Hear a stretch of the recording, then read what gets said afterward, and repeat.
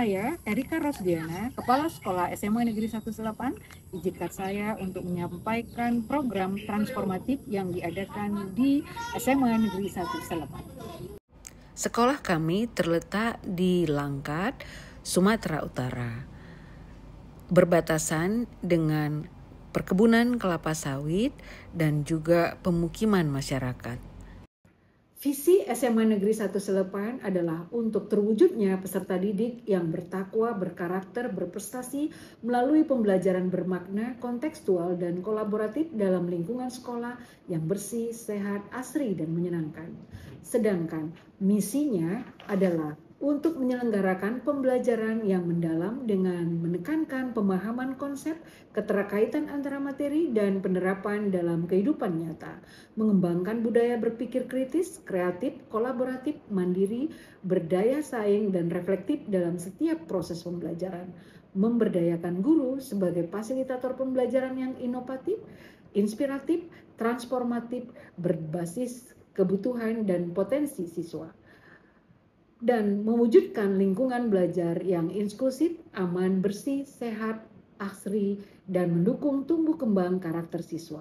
Terakhir, menjalin kemitraan aktif dengan orang tua dan bermasyarakat untuk mendukung ekosistem pembelajaran yang berkelanjutan. Bapak Ibu dan juga siswa-siswi yang kami kasihi, kita mengetahui bahwa untuk menjalankan program sekolah bersih sehat SMA Negeri 18, saya yang tahu pasti bahwa ada banyak kendala-kendala yang kita lalui. Bagaimana situasi kita? Mari kita diskusikan.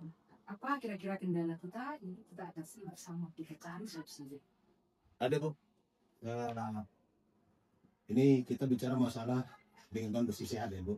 Ini kendala kita pada sekolah kita ini tidak berpagar Bu. Nah jadi banyak hewan-hewan yang masuk ke dalam, hewan piaraan ini membuang kotoran, jadi aroma dan juga kebersihan sekolah kita ini memang sangat kurang Bu. Itu juga kendala kita Bu. Ya, memang itu kendala kita ya. Ada juga yang lainnya. Keluhan dari teman-teman kami juga Bu, yang ngeluh karena sakit perut, karena makanan yang disediakan di kantin kurang higienis sih Bu. Dan masih banyaknya sampah plastik yang berserakan di lingkungan sekolah kita, Ibu. Ya, memang ini masalah yang harus kita selesaikan dengan secepatnya ya Bapak Ibu ya. Iya. Apakah ada dari Bapak Ibu usul apa yang harus kita lakukan untuk solusinya? Iya Bu. Kalau untuk pagar mungkin sambil menunggu dari bantuan dinas pendidikan ya kan Bu. Alangkah baiknya kita gotong royong dengan cara membuat pagar dari bambu Bu. Artinya setiap kelas itu nanti kita suruh anak-anak itu membawa bambu. Jadi dengan demikian dari pagar bambu itu minimal sudah bisa kita pagar lah sedikit-sedikit sekolah kita untuk menjaga hewan peliharaan itu tidak masuk. Seperti itu Bu. Oh, bagus banget ya Pak ya.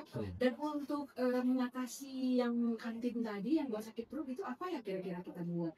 Saya dengar ya bagaimana kalau kita buat program, kalau anak-anak bawa wadah sendiri ke kantin, sambil juga nanti kita buat tim untuk yang mengecek apa kira-kira yang makanan yang di kantin itu menunya.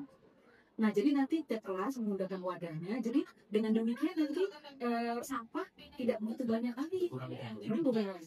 Setuju ya? Nah, bagaimana? Dan bagaimana kalau kita buat program ini Bapak Ibu? Apa itu Bu? No Ya. to plastic. Itu sangat bagus Bu. Jadi artinya biar di sekolah kita tidak ada lagi plastik. Dan itu juga akan menambah keasrian di sekolah ini. Berarti sama-sama ya kita ya. Say no. Setuju ya? Setelah mufakat bersama, maka kami bergotong royong untuk membuat pagar dari kayu dan bambu. Oke, baik, jadi kami berdasarkan instruksi dari Ibu Kepala Sekolah SMA Negeri 18 perihal pemberitahuan kebijakan tidak menggunakan plastik. Jadi kami menerapkannya untuk di kelas 1 dan juga untuk di kelas-kelas. Itu kami terapkan pada anak-anak untuk membawa cangkir dan mangkok. Nah, fungsinya sebagai mereka ketika hendak membeli sesuatu di kantin menggunakan cangkir dan mangkok supaya tidak menggunakan lagi bahan yang dari plastik. SMA Negeri 18 no sampah plastik.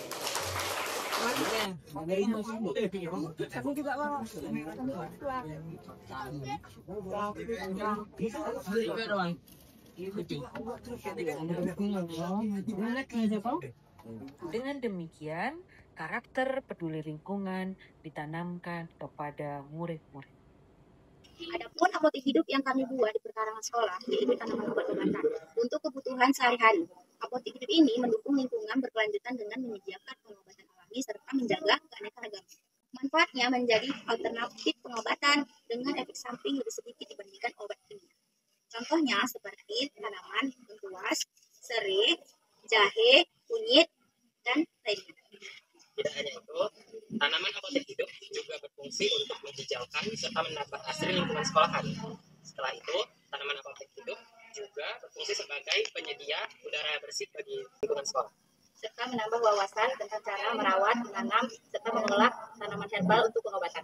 Kebun kali ini kita menanam tumbuhan terong. Yap, kenapa harus terong? Karena terong adalah salah satu tumbuhan yang mudah tumbuh dan juga mudah untuk perawatannya. Kami ini juga memanfaatkan lahan di SMA ini yang tidak terpakai dan mengubahnya menjadi area produktif yang dapat menghasilkan ketersediaan bahan pangan. Manfaat berkebun bagi siswa SMA Negeri 1 Selepan adalah meningkatkan kreativitas siswa dalam berkebun. Dan misalkan siswa sudah tamat dari sekolah ini, mereka bisa berwirausaha dan juga berkebun sendiri sehingga menghasilkan uang. Tanaman yang ada di apotek hidup juga di depan taman-taman kelas membuat suasana menjadi nyaman dan menyenangkan.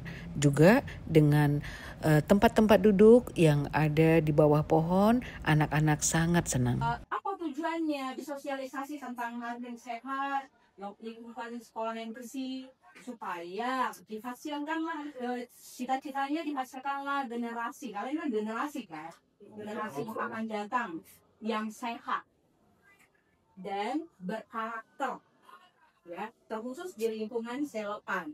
Oke, sebelumnya pernah nggak kalian jajan di kantin? Dari fitur-fitur keren inilah yang bikin CEO Tesla sampai prediksi kalau AI bisa lebih pintar dari manusia.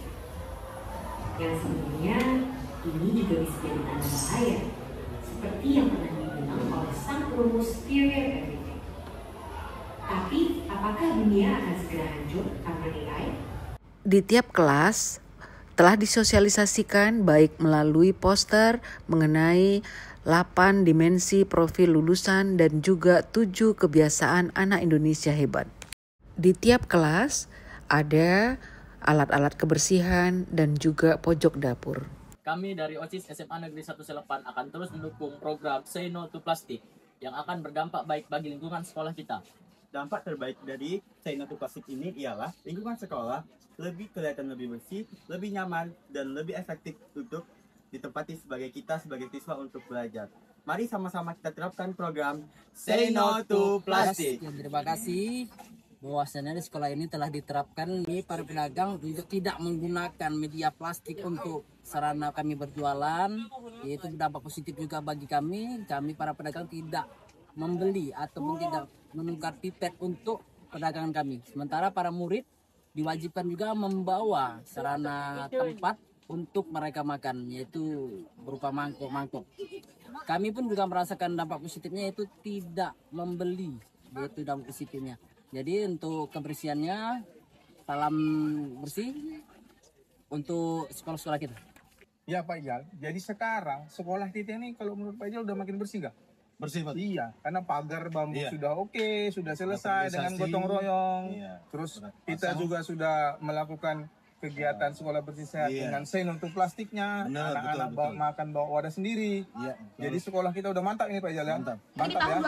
2024 lulusnya 13 orang, SNBP dan SNBT 17 orang. Dan sangat-sangat naik signifikan di tahun 2025, yaitu sebesar 9 orang dan SNBT 26 orang. Itu adalah prestasi yang sangat kami banggakan. Sejak ada program rasa ini, sekolah kita banyak sekali loh diminati masyarakat. Memang sih, dulu sekolah kita itu berjemput bola, tapi sekarang sekolah kita tidak dapat menampung siswa lebih dari 100 untuk tahun ini. Wah, keren ya Bun ya? Sampah plastik ya teman-teman. Yes!